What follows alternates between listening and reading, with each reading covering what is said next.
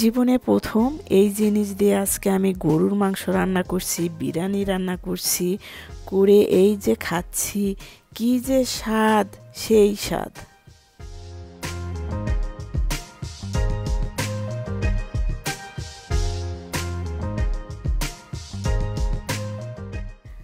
আসসালামু আলাইকুম। আপনারা সবাই কেমন আছেন? আলহামদুলিল্লাহ, আল্লাহর রহমতে বেশ ভালো আছি আমরা।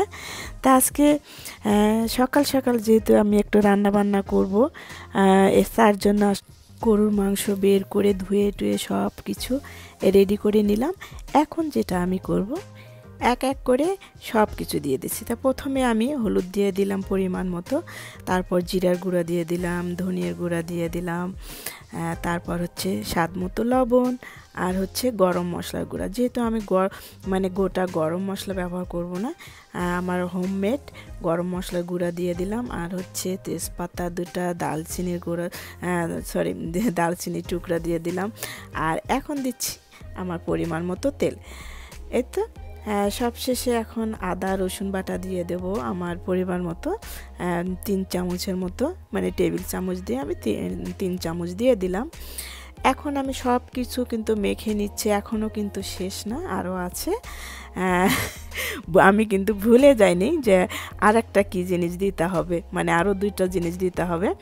তো ফার্স্ট মাখি নেওয়ার পরে যেহেতু স্পেশাল আমার সেই মরিচ, নাগা মরিচ দেবো, মরিচের গুঁড়া ব্যবহার করব না। এখন আমি পেঁয়াজটা দিয়ে দিলাম।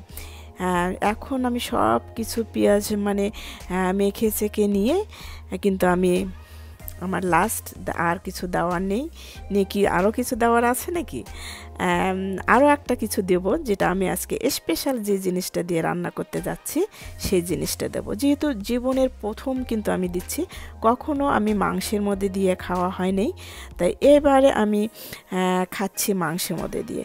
যেহেতু মানে এই জিনিসটা আমার একদম বাংলাদেশ থেকে আসছে, খাবো খাবো করতে করতে কিন্তু আসলে কখন যে মানে দিনগুলো শেষ হয়ে গেল, আসলে খাওয়া হয়নি। তাই ভাবলাম যে না, রান্না করে আজকে খাবো।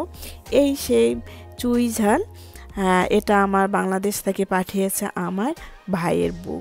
আসলে বিদেশে থাকলে মানুষের তো মা জিনিস পাঠায়, বোন জিনিস পাঠায়, অনেক আপুরা মানে ভিডিও করে যে আমার আম্মু পাঠিয়ে দিছে, আমার বড় বোন পাঠিয়ে দিছে। আসলে আমার মা যেহেতু আমার সঙ্গে থাকে, মাঝে মাঝে এখানে থাকে, মাঝে মাঝে বাংলাদেশে থাকে, মানে 2 জায়গায় থাকে। আর জিনিসপাতি আমাকে যা দেয় আমার ভাইয়ের বউয়েরা দেয়। ভাইয়ের বউ জিনিস পাঠিয়ে দিয়েছে, আসলে সেটা খাওয়া হয়ে ওঠে নাই সেই অনেক দিন আগে। ভাবলাম যে আজকে রান্না করে ফেলি, কেননা যেহেতু ফ্রেশ মানে চুই ঝালটা পাইনি, তাই আসলে এই রকম কৌটাতে করে নাকি পাওয়া যায় চুই ঝাল, সেটাই আমাকে কিনে পাঠাইছে। প্রবাসে যারা থাকে আসলে তাদের কাছে এসব ছোট ছোট জিনিসগুলো যা মানে মূল্যবান, সেটা ভাষায় প্রকাশ করা যাবে না।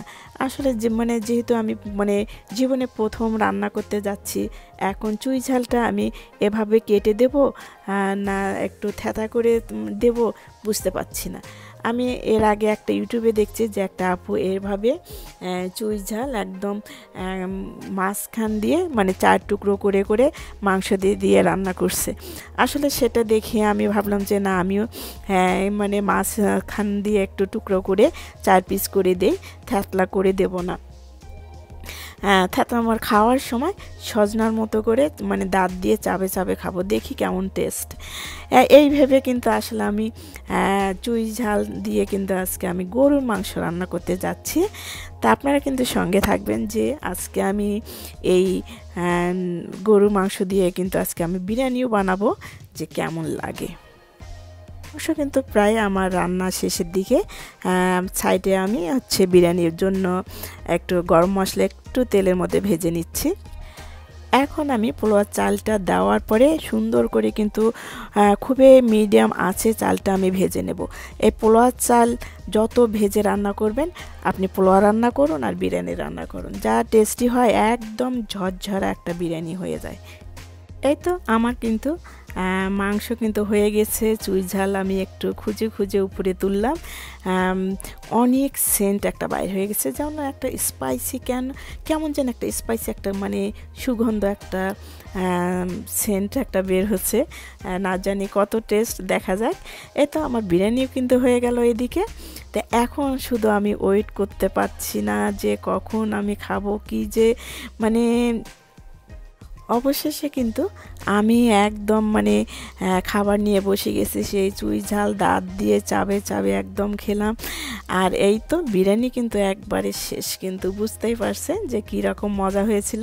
তা আপনারা যে যেখানে আছেন ভালো থাকবেন, সুস্থ থাকবেন, নিরাপদে থাকবেন। আবারও অন্য এক ভিডিওতে কথা হবে। আল্লাহ হাফেজ।